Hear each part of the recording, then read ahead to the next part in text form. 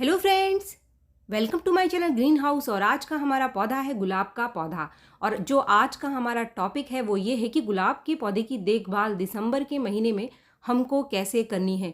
क्योंकि जो दिसंबर का टाइम है वो काफ़ी ज़्यादा सर्दियां इस समय पड़नी शुरू हो जाती हैं।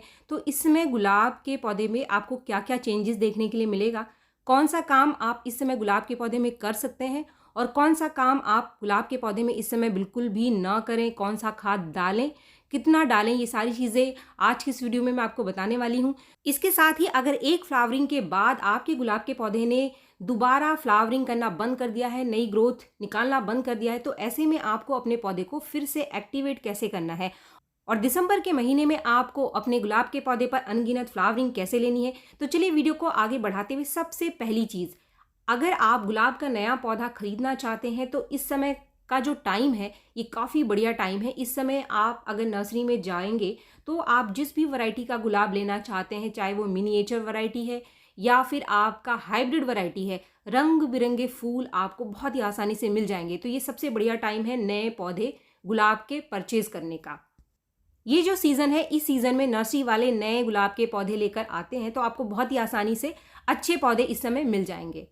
इसके बाद टिप्स नंबर 2 जो है गुलाब के पौधे की रीपॉटिंग के बारे में। अगर आप नया पौधा खरीद कर ला रहे हैं तो उसको आप नए पॉट में, बड़े पॉट में लगा सकते हैं, लेकिन आप रूट प्रूनिंग उसकी बहुत ज़्यादा मत करना, रूट बहुत ज़्यादा डैमेज आप मत करना। अगर आपके पास कोई पुराना पौधा है जो छोटे पॉट में लगा है और अगर आप उसको बड़े पॉट में शिफ्ट करना चाहते हैं तो आप उसको बड़े पॉट में शिफ्ट कर सकते हैं, लेकिन यहाँ पर भी आप एक चीज़ का ध्यान रखेंगे, गुलाब के पौधे में इस सीज़न में जो ये सर्दियों का टाइम है, 2 महीने जनवरी का और दिसंबर का जो टाइम है, इस समय आपको अपने गुलाब के पौधे पर किसी भी तरीके का रूट प्रूनिंग नहीं करना है। पौधे की शिफ्टिंग कर सकते हैं लेकिन रूट प्रूनिंग आपको नहीं करना है। इसके बाद टिप्स नंबर 3, इसकी प्रूनिंग, जो ब्रांचेस की प्रूनिंग है, इसमें आपको ब्रांचेस की कितनी प्रूनिंग करनी है और कौन सी प्रूनिंग आपको अपने गुलाब के पौधे पर इस समय बिल्कुल भी नहीं करनी है।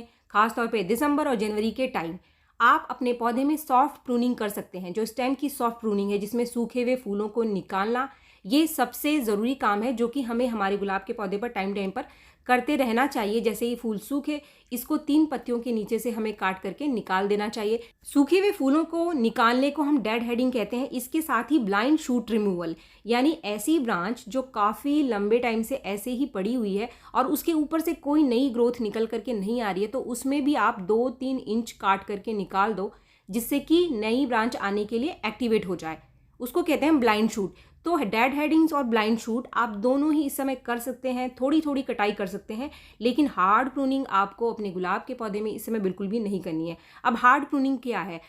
हार्ड प्रूनिंग में कम से कम हम 40% जो ऊपर की ब्रांचेस है उसको काट करके निकाल देते हैं। और हार्ड प्रूनिंग करने का जो सबसे सही टाइम होता है वो होता है सितंबर महीने के आखिर में, या फिर आप अक्टूबर में भी कर सकते हैं, जो पीरियड अभी इस सीज़न का निकल चुका है।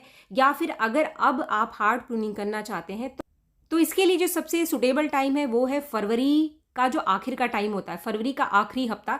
इस समय आप हार्ड प्रूनिंग कर सकते हैं, क्योंकि आगे के जो 2 महीने होते हैं, मार्च और अप्रैल, इस समय हमारा गुलाब का पौधा बहुत ही बढ़िया फ्लावरिंग करता है। वो जो टाइम पीरियड है वो गुलाब के पौधे के लिए बहुत ही सुटेबल टाइम होता है। इस पर मैंने आपको इतना डिटेल में इसलिए बताया क्योंकि काफ़ी सारे लोग प्रूनिंग को लेकर कंफ्यूज हैं। तो यहाँ पर मैं आपको फिर से रिपीट कर दूँ, सॉफ्ट प्रूनिंग आप कभी भी कर सकते हो, लेकिन हार्ड प्रूनिंग का एक पर्टिकुलर टाइम होता है। अगर आपने उस समय हार्ड प्रूनिंग की तभी आपका पौधा अच्छे से ग्रोथ करता है, और गलत समय पे हार्ड प्रूनिंग करने से हमारा पौधा खराब भी हो सकता है। इसके बाद टिप्स नंबर 4, गुलाब के पौधे को आपको इस सीज़न में धूप कितनी देनी है। तो गुलाब का पौधा अगर सर्दियों में अच्छी धूप ले ले, अगर इसको अच्छी धूप मिल जाए तो ये बहुत ही बढ़िया फ्लावरिंग करता है। सर्दियों के टाइम गुलाब के पौधे को 7-8 घंटे की धूप की ज़रूरत होती है। तो यानी कि ऐसी जगह पर आप गुलाब के पौधे को रखें जहाँ पर पूरे दिन की धूप इसको मिलती रहे, तभी आपका गुलाब का पौधा अच्छी फ्लावरिंग करेगा। अगर सर्दियों का टाइम है और आपके गुलाब के पौधे ने फ्लावरिंग नहीं करनी शुरू करी है, आपका पौधा बेजान सा पड़ा हुआ है और बिल्कुल भी कलियां नहीं बन रही है, तो इसका मतलब इसको प्रॉपर धूप नहीं मिल रही है। सर्दियों में गुलाब के पौधे में अच्छी फ्लावरिंग के लिए आपको इसको अच्छी धूप देने की ज़रूरत पड़ेगी, तभी आपका पौधा प्रॉपर तरीके से खाना बनाएगा और ज़्यादा फ्लावरिंग और कलियां प्रोड्यूस करेगा। लेकिन अगर इसको धूप अच्छी नहीं मिल रही है तो पौधा काफ़ी सारी बीमारियों से भी ग्रसित हो जाता है। इसके ऊपर काफ़ी सारे फंगस और कीड़े भी आकर के लग जाते हैं। तो धूप का काम सिर्फ फूल बनाना ही नहीं है, ये पौधे को हेल्दी भी बना करके रखता है। तो इसीलिए जो सर्दियों का टाइम है, ख़ास तौर पे जो दिसंबर का और जनवरी का टाइम है, गुलाब के पौधे को आप पूरे दिन की धूप में रखें। इसके बाद टिप्स नंबर 5, अब आ जाते हैं हम गुलाब के पौधे की मिट्टी में। तो मिट्टी में आपको विशेष रूप से पानी का ध्यान रखना है। अगर कोई घास वगैरह उगा है तो आप उसको ज़रूर से निकाल दीजिए। और साथ में ग्राफ्टिंग नोड के नीचे अगर आपका पौधा ग्राफ्टेड है, सकर ब्रांच निकल कर आती है तो आप उसको भी ज़रूर निकालें। मिट्टी को हमेशा हल्की सी मॉइस्ट रखें। बहुत ज़्यादा गीला आपको मिट्टी को बना करके नहीं रखना है, और बहुत ज़्यादा गीली मिट्टी में आपको कोई खाद भी अपने पौधे को नहीं देना चाहिए। और इसकी मिट्टी भी आप चेक करके ही पानी दो, यानी कि अगर आपको लगता है कि मिट्टी अभी भी हल्की हल्की सी मॉइस्ट है और आज बिना पानी के इसका काम चल जाएगा, तो फिर पानी आप अगले दिन ही डालो। इसके बाद टिप्स नंबर 6, मिट्टी की थोड़ी थोड़ी सी गुड़ाई आप 10 दिन में 15 दिन में ज़रूर कर लें। इससे मिट्टी नीचे तक सूख जाएगी और पौधे में किसी भी तरीके का कोई कीड़ा या फिर फंगस खास तौर पे मिट्टी के अंदर नहीं लगेगा आपके। तो पौधा आपका काफ़ी हेल्दी बना रहेगा और ख़राब नहीं होगा। इसके साथ टिप्स नंबर 7, आप इस समय अपने पौधे की ड्रेनेज ज़रूर चेक करें, पॉट की ड्रेनेज ज़रूर चेक करें। इस समय इसकी ड्रेनेज अच्छी होनी चाहिए, क्योंकि अभी सर्दियों की बारिश शुरू हो जाएगी तो बीच बीच में बारिश भी होने लग जाती है। तो अगर पानी रुका और मिट्टी बहुत दिनों तक गीली रही तो ये आपके पौधे को ख़राब कर सकती है। तो इसीलिए ये सही टाइम है, पहले ही आप अपने पॉट की ड्रेनेज चेक कर लें कि जैसे ही आप पानी डालते हैं तो नीचे से पानी निकलता है या नहीं। अगर ऐसा नहीं हो रहा है तो आप अपने पौधे की दोबारा से रिपोर्टिंग कर सकते हैं, और जो नीचे का छेद है इसको आप थोड़ा सा बड़ा कर दीजिए, ताकि जैसे ही आप पानी डालो तो पानी नीचे से बाहर आने लग जाए। इसके बाद टिप्स नंबर 8, गुलाब के पौधे का फर्टिलाइज़र। आज की इस वीडियो में मैं आपके साथ दोनों ही फर्टिलाइज़र शेयर करने वाली हूँ। अगर आप मार्केट का फर्टिलाइज़र इस्तेमाल करते हैं तो क्या फर्टिलाइज़र आप दे सकते हैं, या फिर आप होममेड कौन सा फर्टिलाइज़र है जो इस समय अपने गुलाब के पौधे को दे सकते हैं।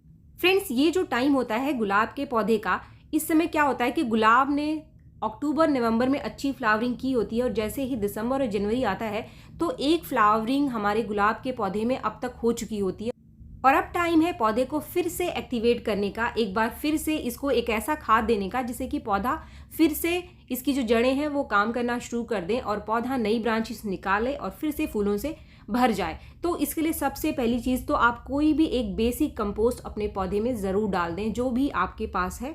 चाहे आपके पास गोबर की खाद है या फिर वर्मी कंपोस्ट है, 150 से 200 ग्राम के आसपास आप वर्मी कंपोस्ट या फिर गोबर की खाद ले सकते हैं। यहाँ पर मैंने 3 चीज़ें ली हैं। बहुत ज़्यादा खाद का एक साथ इस्तेमाल मैं कभी भी नहीं करती हूँ, 2 से 3 खाद काफ़ी है। यहाँ मैंने लिया है 150 ग्राम वर्मी कंपोस्ट और 1/4 चम्मच मैंने लिया है यहाँ पर DAP के दाने। DAP मैंने इसलिए लिया है क्योंकि DAP में फास्फोरस बहुत अच्छी मात्रा में होगी, तो हमारा जो रूट है वो फिर से एक्टिवेट हो जाएगा। 1 चम्मच लिया है मैंने सीवीड। सीवीड इस सीज़न में पौधे की इम्यूनिटी को थोड़ा सा स्ट्रॉन्ग कर देगा, क्योंकि मौसम काफ़ी हार्श है, तो पौधे के ऊपर इसका कोई बुरा असर ना पड़े। तो अगर आपके पास सीवीड है तो आप सीवीड ज़रूर डाल दो अपने पौधे में।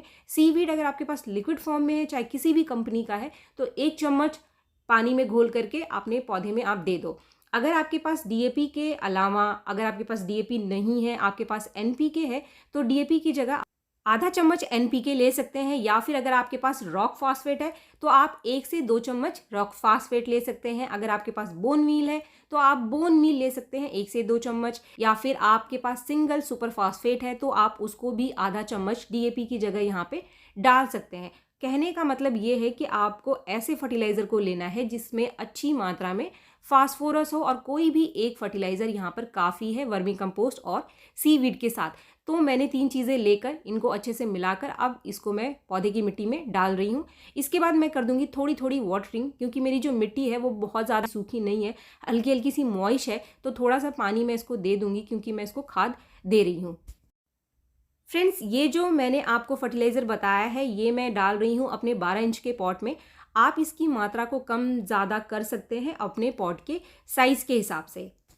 इसके बाद टिप्स नंबर 9, अगर आपके पास मार्केट का कोई फर्टिलाइज़र नहीं है और आप सिर्फ होममेड फर्टिलाइज़र का इस्तेमाल ही अपने पौधे के लिए करते हैं, तो यहाँ पर आप कौन सा फर्टिलाइज़र दे सकते हैं?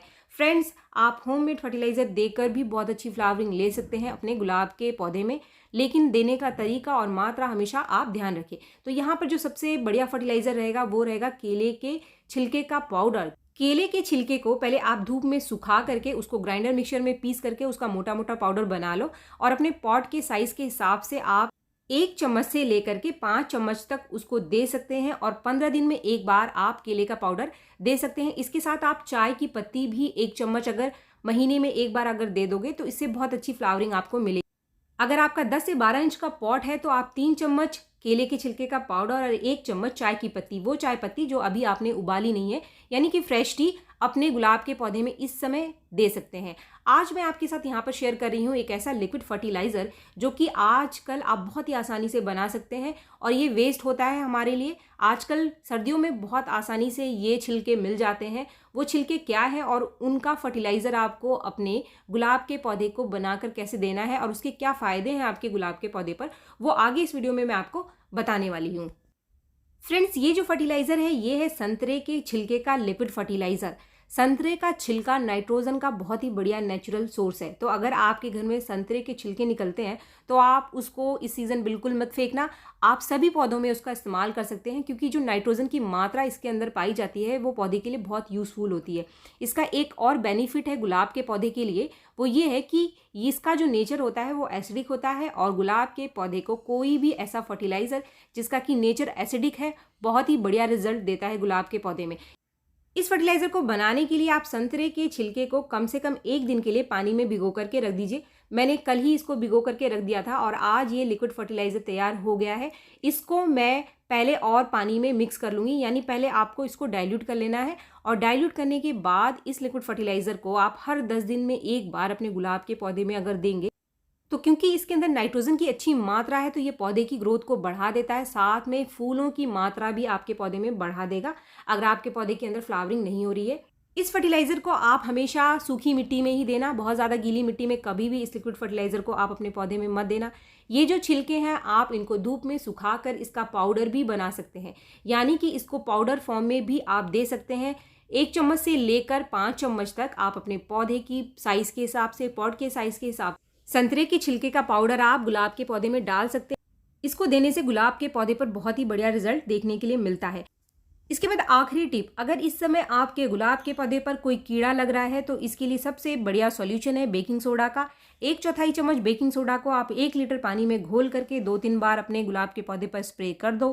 तेज़ धूप में मत करना। ये सबसे बढ़िया नेचुरल सॉल्यूशन है कीड़ों को गुलाब के पौधे पर ख़त्म करने का। तो फ्रेंड्स, उम्मीद है कि ये जो सारे टिप्स मैंने आपके साथ शेयर किए दिसंबर के महीने में आपके गुलाब के पौधे को फूलों से भर देगा, आपके पौधे को हेल्दी रखेगा। वीडियो अगर आपको पसंद आया तो एक लाइक ज़रूर करें और मेरे चैनल को आपने अब तक सब्सक्राइब नहीं किया है तो मेरे चैनल को सब्सक्राइब भी ज़रूर कर लें। मिलते हैं मेरे नेक्स्ट वीडियो में, तब तक के लिए थैंक यू।